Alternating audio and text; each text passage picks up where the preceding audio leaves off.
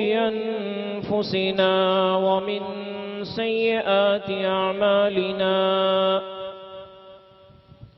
من يهده الله فلا مضل له ومن يضلله فلا هادي له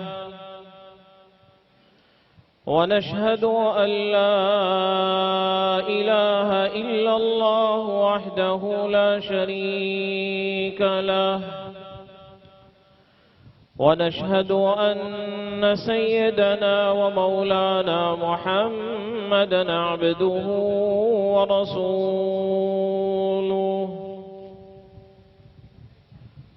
أما بعد فقد قال الله تبارك وتعالى في الكلام المجيد والفرقان الحميد فأعوذ بالله من الشيطان الرجيم بسم الله الرحمن الرحيم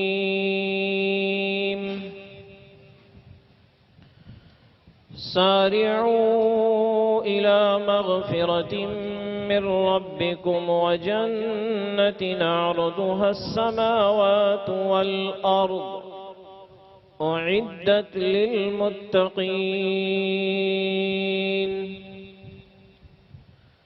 وقال تعالى في مقام آخر ولقد يسرنا القرآن للذكر فهل من مدكر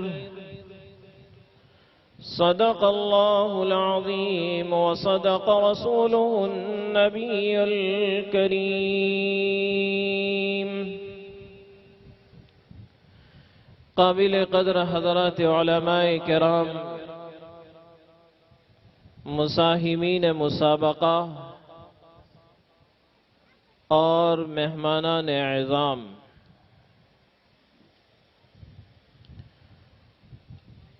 ہم اور آپ آج کی اس مبارک مجلس میں جو جمع ہوئے ہیں یہ کوئی دنیاوی نسبت نہیں ہے، بلکہ میرا اور آپ کا اجتماع نسبت قرآنی پر ہوا ہے۔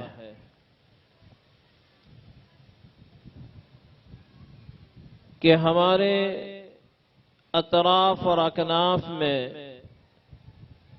جامعہ کلکوا کی نگرانی میں چلنے والے مکاتب قرآنیہ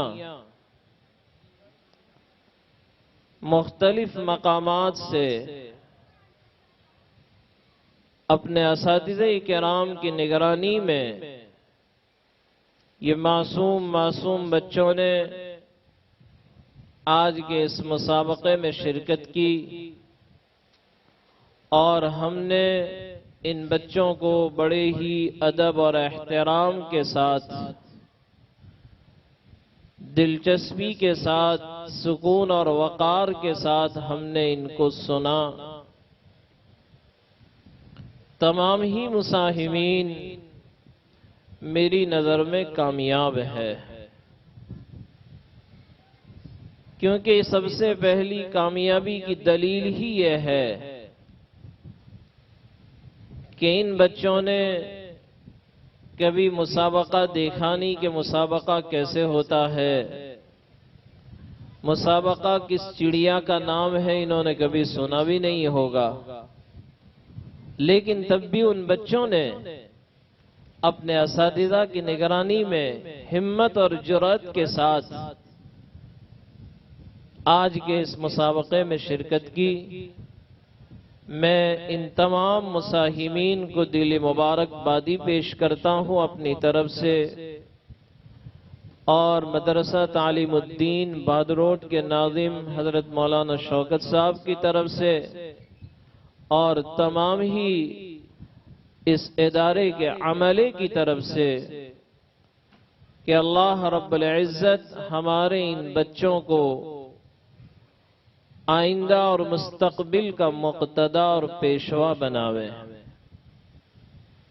اور ان کے اساتذہ کرام کو بھی میں دلی مبارکبادی پیش کرتا ہوں کہ آپ بھی تیاری کر کے اپنے بچوں کو محنت کر کے یہاں تک لانے کی زحمت اٹھائی۔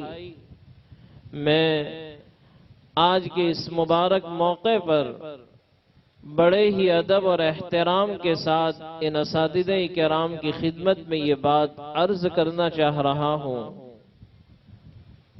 کہ مسابقہ کا مقصد کسی کو اٹھانا اور کسی کو گرانا نہیں ہوتا ہے، بلکہ مسابقے کے انعقاد کا مقصد یہ ہے کہ ہمیں اور آپ کو محنت کرنے کا ایک میدان ملے، ایک دوسرے کی تعلیم کہ کیسے مجھے کام کرنا چاہیے، میں کتنا کامیاب ہوں اور کتنے یہاں پر مجھے کوتاہی ہو رہی ہے۔ کرام نے اپنے دل پر یہ بات لی ہوگی اور پھر اپنے اپنے مقام پر جا کر انشاءاللہ آئندہ اور زیادہ محنت کرنے کی ہم کوشش کریں گے۔ عزیز دوستو، آج کے اس پرفتن دور میں تربیت اولاد ایک بہت بڑا مسئلہ ہے۔ اگر والدین اور ذمہ داران نے اپنے بچوں کی تربیت اور فکر نہیں کی تو پتہ نہیں یہ دنیا کا زہریلا اور گندا ماحول ہمارے ان بچوں کو اور آنے والی نسلوں کو کہاں پر لے جا کر کھڑا کرے گا، ہم نہیں کہہ سکتے ہیں۔ اس لیے عزیز دوستو، مکاتب قرآنیہ کو زیادہ سے زیادہ مضبوط بنانے کی ہمیں اور آپ کو فکر کرنی پڑے گی۔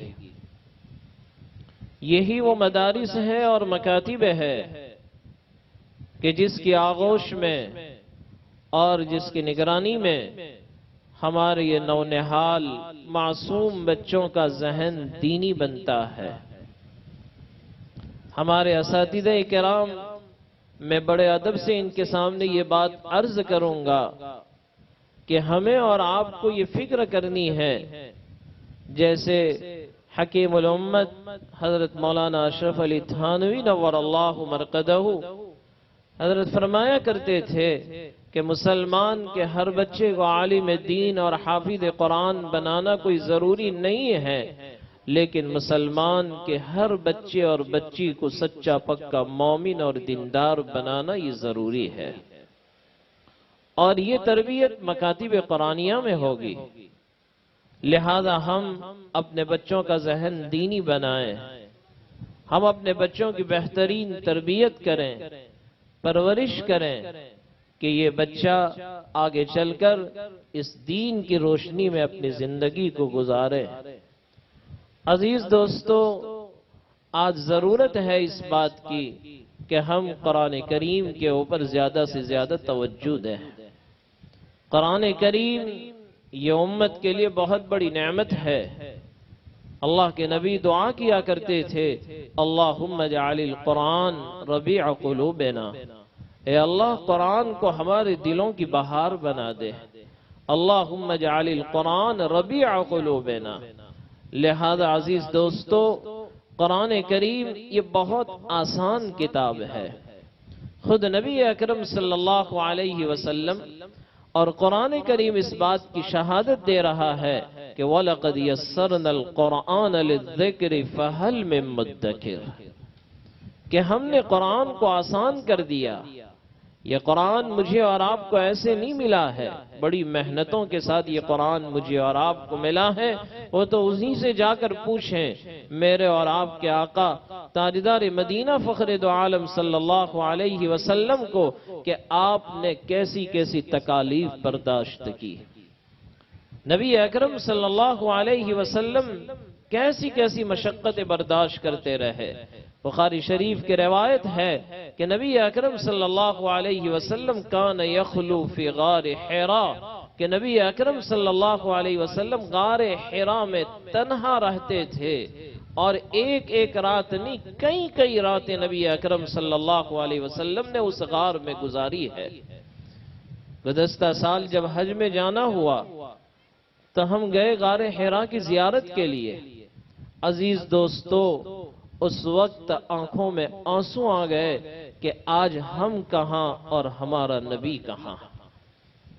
جب میں اس غار پر پہنچا ڈرائیور جو سواق تھا ٹیکسی کا اس نے ہمیں نیچے اتار دیا.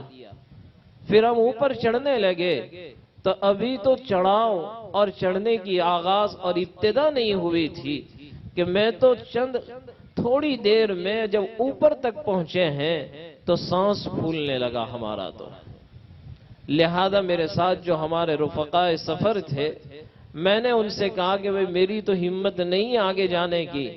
تو وہ کہنے لگے کہ مولانا آپ کی ہمت پر تو ہم آئے ہیں اور آپ کہہ رہے ہیں میں نہیں جاؤں گا تو کیسے کام چلے گا. لہذا میں نے پھر اپنے آپ کو دل میں یہ سوچا کہ اگر تو نہیں جائے گا تو یہ بھی نہیں جائیں گے. میں نے کہا چلو چلنا شروع کرتے ہیں.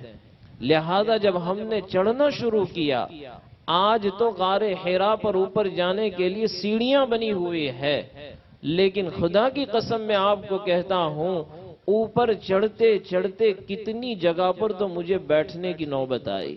ہم بیٹھے رہے، پھر اس کے بعد کچھ سکون ملتا، پھر اوپر چڑھتے تھے. لہذا کہیں آدھے تک پہنچے، پھر دل میں سوچا کہ یار اب تو جانے کی ہمت نہیں ہے. لیکن میں بیٹھا ہوا تھا، اچانک ایک بنگال کے بوڑھے میاں آئے. وہ بوڑھے میاں جب میرے سامنے سے گزرے تو تکبیر کہتے ہوئے اللہ اکبر اللہ اکبر، وہ بوڑھا چلا جا رہا ہے، دوڑا ہوا جا رہا ہے. تو میں نے اس سے کہا، اس کو دیکھ کر اپنے آپ کو کوسا کہ یہ بوڑھا ہے اور تکبیر پڑھتے ہوئے دوڑتے ہوئے جا رہا ہے، اور تجھے تو اللہ نے ابھی جوانی عطا فرمائی ہے. لہذا میں نے بھی پھر تکبیر کہہ کے اوپر چڑھنا شروع کیا. چڑھتے رہے تقریباً 1 گھنٹے میں ہم اوپر پہنچے. جب 1 گھنٹے پر اوپر پہنچنے کے بعد پھر ہم نے دیکھا کہ غار حرا کہاں ہے. لہذا بخاری شریف کے اندر وہ روایت جب پڑھائی جاتی ہے کہ نبی اکرم صلی اللہ علیہ وسلم غار حرا میں ہی کیوں خلوت میں رہتے تھے. مکے کے اندر تو بہت سی پہاڑیاں تھی، لہذا شمال میں بھی پہاڑیاں ہیں، جنوب میں بھی ہے، مشرق میں بھی ہے، مغرب میں پورا بیت اللہ پہاڑیوں سے گھرا ہوا ہے. آخر اللہ کے نبی نے اسی غار کو کیوں پسند کیا؟ لہذا وہاں پر محدثین نے اور شارح بخاری حافظ ابن حجر اسقلانی رحمت اللہ علیہ نے وہاں پر یہ بات لکھی ہے کہ غار حرا میں نبی اکرم صلی اللہ علیہ وسلم نے اس لیے منتخب فرمایا کہ اس غار کو اللہ نے کچھ اس انداز سے بنایا ہے کہ جب آدمی قاعدے کی حالت میں جب بیٹھتا ہے تو ایک سوراخ ہے جس سے بیت اللہ نظر آتا ہے، لہذا اب تک تو ہم یہ پڑھا رہے تھے تو دل میں یہ خیال تھا، یہ تمنا تھی کہ اس غار کا جائے وقوع کیسے ہے. لہذا ہم جب اوپر چڑھے تو میں نے کہا بھئی غار کہاں ہے؟ تو کہا کہ اور ادھر نیچے اترنا پڑے گا. لہذا اتنی چھوٹی سی سیڑھی اگر پیر پھسل جاوے تو آدمی سیدھا نیچے آ جاوے. لیکن میں نے کہا کہ اب یہاں تک جب اللہ نے پہنچا دیا ہے تو آج تو اس مقام پر جا کر ہی رہیں گے. بڑی مشکل سے ہم وہاں پر پہنچے، اور جب اس غار کے قریب پہنچے تو وہاں پر آدھے گھنٹے تک لائن میں کھڑا رہنا پڑا، تب جا کر ہمارا نمبر آیا. اور پھر میں جب اس جگہ پر پہنچا جہاں پر میرا اور آپ کا نبی کئی راتیں عبادت کیا کرتے تھے، یخلو فی غار حرا، میں اس مقام پر جب پہنچا لہذا میں نے چپل اتار کر اس جگہ پر بیٹھا جہاں پر ہمارے نبی بیٹھا کرتے تھے، اور میں اپنے قاعدے کی حالت میں بیٹھ گیا تو واقعتاً وہ بات سمجھ میں آ گئی کہ اللہ نے اس غار کو کچھ اس انداز سے بنایا ہے کہ جب آپ بیٹھیں گے تو وہ سوراخ آج بھی ہے، اس طرح وہ چٹانیں لگی ہوئی ہے، ایسا معلوم ہوتا ہے کسی معمار نے یہ چٹانیں لگائی ہے. قدرتی طور پر اللہ نے اس غار کو ایسا بنایا، جب میں وہاں پر بیٹھ گیا تو وہ سوراخ سے سیدھا اگر آپ دیکھیں تو بیت اللہ نظر آتا ہے. آج نہیں نظر آتا کیونکہ آج تو چاروں طرف عمارتیں بنی ہوئی ہیں، لیکن اس زمانے میں مکہ چھوٹا تھا، اتنی بھلک بوس عمارتیں نہیں تھی، تو آدمی جب وہاں پر بیٹھتا ہے تو بیت اللہ نظر آتا تھا. نبی اکرم صلی اللہ علیہ وسلم اس غار کے اندر کئی راتیں عبادت کیا کرتے تھے. اس وقت رونا آ گیا، یا اللہ وہ زمانہ کیا ہوگا کہ جہاں پر اس وقت اس طرح چڑھنے کا انتظام نہیں اور کوئی نہیں، وہاں پر اتنی اونچائی پر وہ پہاڑ ہے جس کو غار حرا کہا جاتا ہے. لہذا نبی اکرم صلی اللہ علیہ وسلم کی رات کی تنہائی میں کیسے وہاں رہتے ہوں گے، کئی کئی راتیں آپ نے عبادت کی، تب جا کر وہ فرشتہ جبرائیل امین آپ کے پاس آ کر یوں کہہ رہا ہے اقرأ یا محمد صلی اللہ علیہ وسلم۔ نبی اکرم صلی اللہ علیہ وسلم کو پڑھنے کی تلقین فرمائی، آقا فرمانے لگے ما انا بقارئ، ما انا بقارئ۔ اے جبرائیل آپ نے تو پہچانا نہیں کون ہے، کہا میں پڑھ نہیں سکتا ہوں۔ نبی اکرم صلی اللہ علیہ وسلم فرماتے ہیں فضمنی جبرائیل، جبرائیل نے مجھے چمٹایا اور ایسا چمٹایا، آقا فرماتے ہیں حتی بلغ منی الجہد، ایسا دبوچا مجھے، ایسا معلوم ہو رہا تھا کہ کہیں میری جان نکل جائے گی۔ پھر نبی اکرم صلی اللہ علیہ وسلم نے فارسلنی، مجھے چھوڑ دیا اور پھر کہا اقرأ، پڑھیے۔ آقا فرماتے ہیں ما انا بقارئ، ما انا بقارئ۔ پھر آقا کو چمٹایا، پھر اسی طرح دبوچا، پھر چھوڑا، کہا کہ اقرأ۔ نبی اکرم صلی اللہ علیہ وسلم نے پھر فرمایا کہ ما انا بقارئ۔ چوتھی مرتبہ جب دبوچا ہے، یہاں پر اہل تصوف اور صوفیان کرام اور بات بیان فرماتے ہیں کہ بھئی توجہ اتحادی ہے، توجہ انعکاسی ہے، یہ ساری باتیں ابھی آپ کی سمجھ میں آنے والی نہیں ہیں۔ کہنے کا مقصد یہ کہ اللہ کے نبی کو دبایا اور پھر اس کے بعد نبی اکرم صلی اللہ علیہ وسلم نے وہ آیت کریمہ پڑھی اقرأ بسم ربک الذی خلق، خلق الانسان من علق، اقرأ وربک الاکرم الذی علم بالقلم۔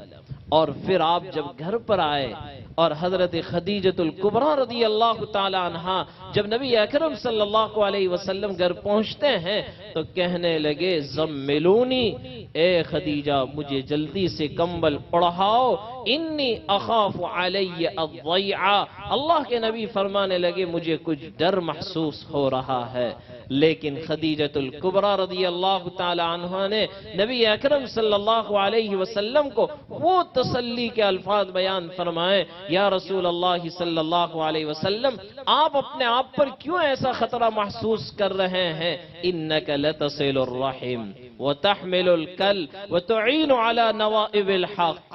اے نبی آپ کے تو وہ اخلاق ہیں، وہ اوصاف ہیں کہ آپ صلہ رحمی کرنے والے، آپ غریبوں کی مدد کرنے والے، یتیموں کی مدد کرنے والے، آپ بیواؤں کی امداد کرنے والے، آپ اپنے آپ پر کوئی خطرہ محسوس نہ کرے۔ وہ خدیجۃ الکبریٰ کے وہ الفاظ نے نبی اکرم صلی اللہ علیہ وسلم کو وہ تسلی عطا فرمائی اور پھر ورقہ ابن نوفل کے پاس لے جاتی ہے۔ ورقہ ابن نوفل کے پاس ساری باتیں بیان فرمائی تو ورقہ ابن نوفل کہنے لگے ھذا الناموس، یہ وہی فرشتہ ہے جس فرشتے کو اللہ رب العزت نے حضرت موسیٰ علیہ السلام پر اتارا تھا، لہذا میں تمنا کرتا ہوں کہ کاش کہ وہ وقت ایسا آئے گا کہ جس وقت آپ کی قوم آپ کو مکے سے نکال دے گی۔ اللہ کے نبی نے فرمایا اوَمُخْرِجِيَّهُمْ، کیا وہ مجھے نکالیں گے؟ نبی اکرم صلی اللہ علیہ وسلم نے جب یہ جملہ ارشاد فرمایا تو ورقہ ابن نوفل کہنے لگے محمد سنو، جو بھی جس بات کو تم لے کر آئے ہوں، جتنے بھی انبیاء کرام علیہم السلام آئے ہیں، ہر نبی کے ساتھ اس کی امتی نے دشمنی کا معاملہ فرمایا ہے۔ اور کہنے لگے ورقہ اگر میں اس زمانے میں زندہ رہا جس وقت آپ اپنی نبوت کا اعلان کریں گے، میں آپ کی بھرپور مدد کرنے والا ہوں۔ تو نبی اکرم صلی اللہ علیہ وسلم اس قرآن کریم کا جب نزول ہو رہا ہے، ایسا بوجھ آپ پر پڑتا تھا کہ حضرت زید رضی اللہ تعالیٰ عنہ فرماتے ہیں کہ جب قرآن کریم کی وہ آیت کریمہ اتری لا يستوی القاعدون من المؤمنین، کہ اللہ کے راستے میں نکلنے والے اور گھروں پر بیٹھنے والے دونوں برابر نہیں ہو سکتے، تو عبداللہ ابن ام مکتوم رضی اللہ تعالیٰ عنہ جو نابینا تھے بیچارے، وہ نبی اکرم صلی اللہ علیہ وسلم کی خدمت میں تشریف لائے اور کہا یا رسول اللہ صلی اللہ علیہ وسلم ہماری تو تمنا یہ ہے کہ میں ایک غزوے سے بھی پیچھے نہ رہوں، لیکن میں نابینا ہوں، میں کیا کروں؟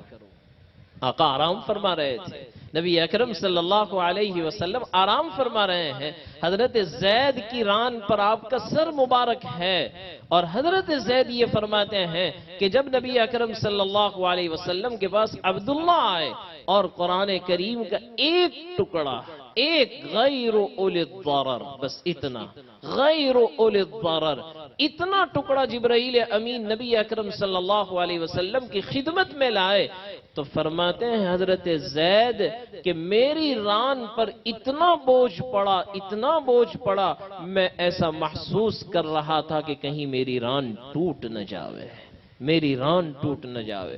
وہ نبی 23 سال تک ایسا بوجھ برداشت کرتا رہا ہے، اور پھر یہ قرآن اپنی امت کو دیا ہے۔ دوستو، ہم اس قرآن کے ساتھ اپنے تعلق کو مضبوط کریں، قرآن کے ساتھ وابستگی ہونی چاہیے، اپنے بچوں کی تعلیم کی فکر کریں، بہترین قرآن پڑھنے والا ہو، ہمارا بچہ بہترین قرآن کریم کا حافظ قرآن ہو، عالم دین ہو۔ اللہ اس کی زندگی کو دیکھ کیسے بناتے ہیں۔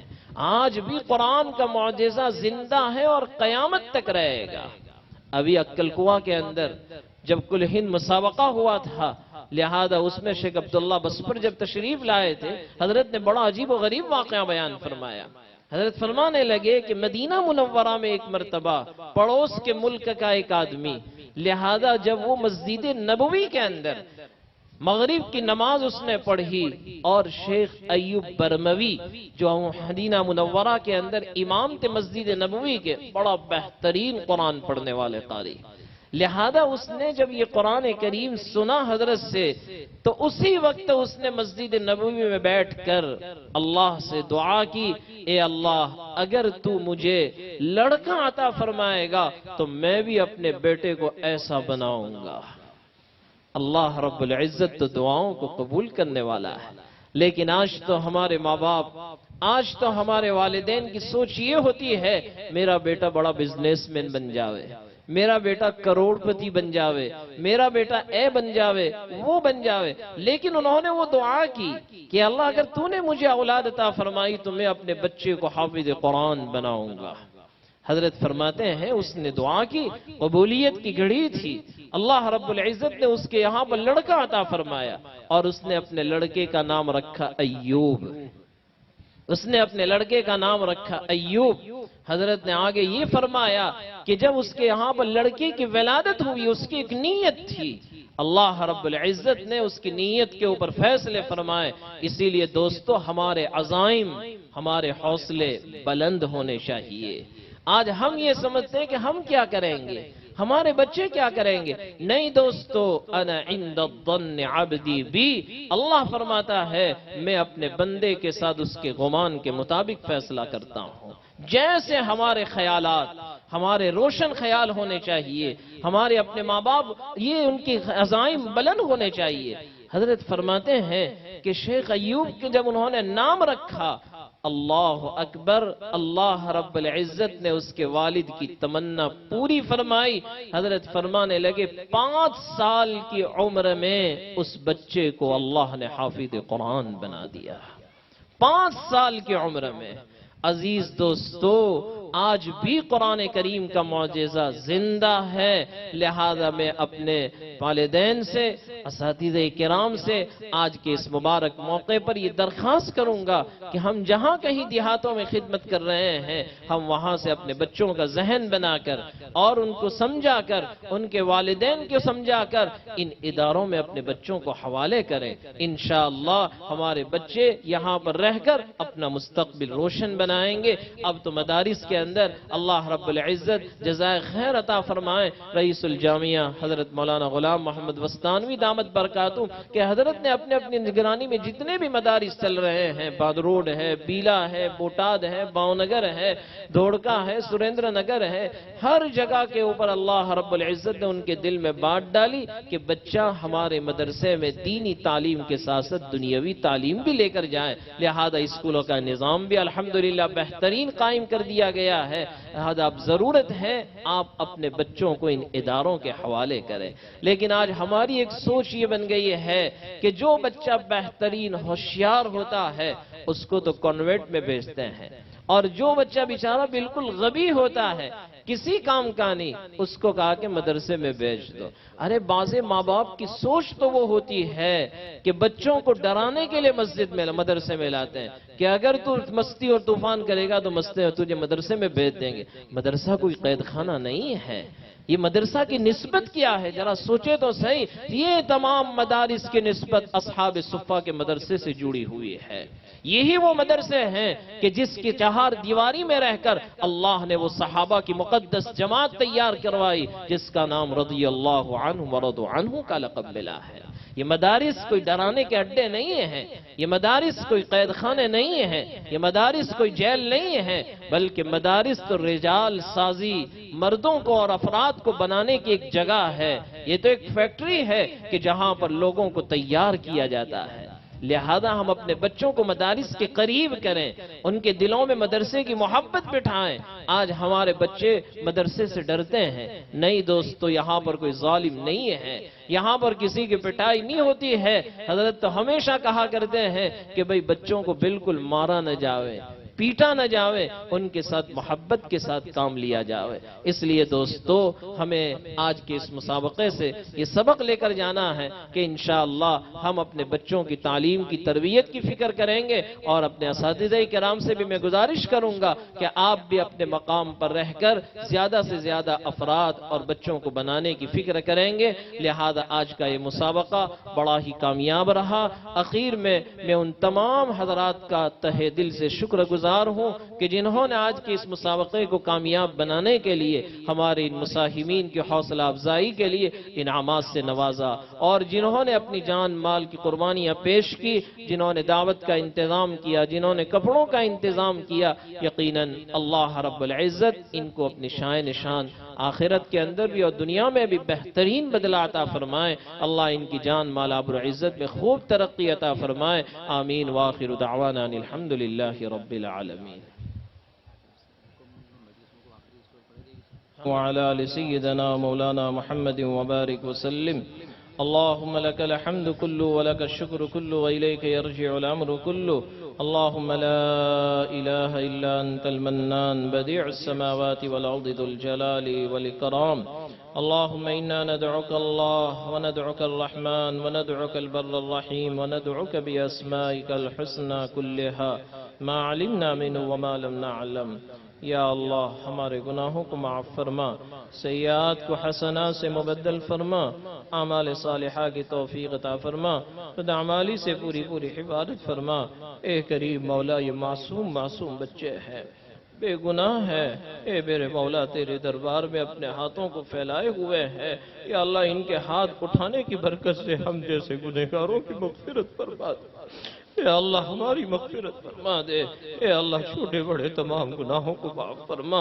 بڑے خطاوار ہیں، قصوروار ہیں، سر سے پیر تک گناہوں کے سمندر میں ہم ڈوبے ہوئے ہیں۔ ہم سے بڑا پاپی کوئی نہیں ہے، لیکن تجھ سے بڑا معاف کرنے والا بھی کوئی نہیں ہے۔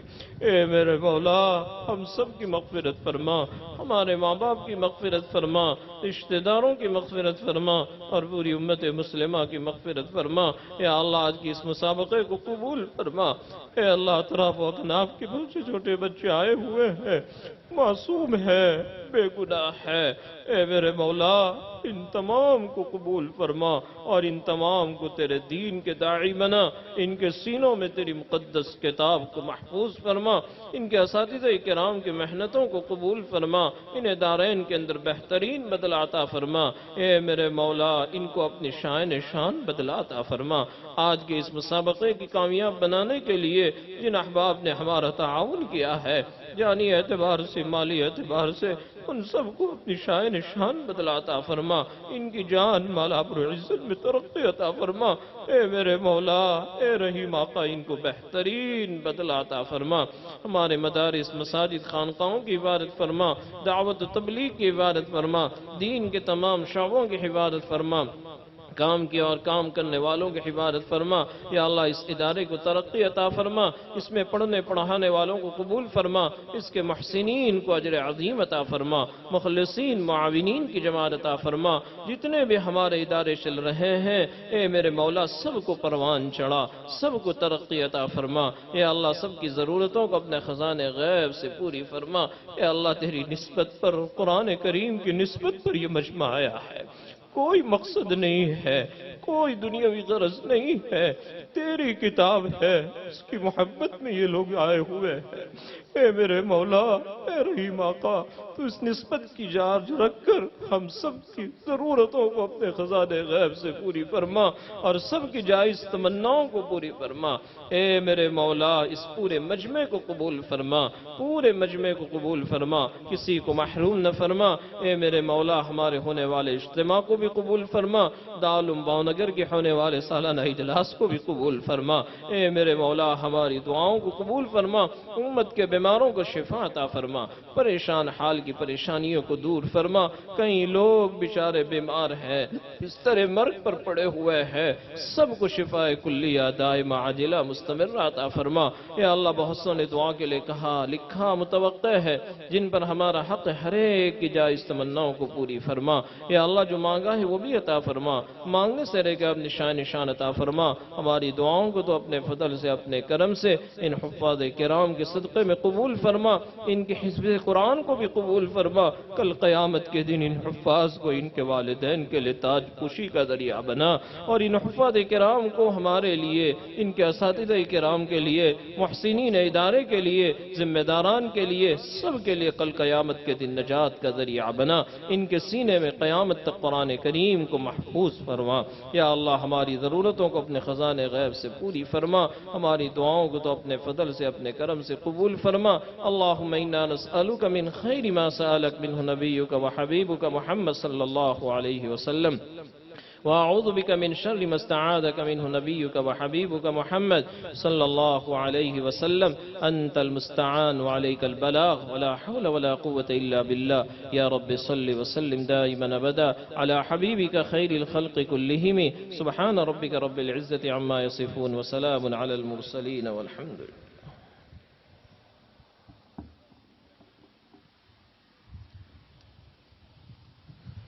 اخیر میں ہم پھر سے تمام ہی مہمان حضرات کا استقبال کرتے ہیں اور ان کا شکر گزار ہیں کہ انہوں نے اپنے قیمتی وقت کو نکال کر ہمارے مسابقہ کو زینت بخشی۔ اللہ تبارک و تعالی ان تمام کو دارین میں بہترین بدلہ عطا فرمائے۔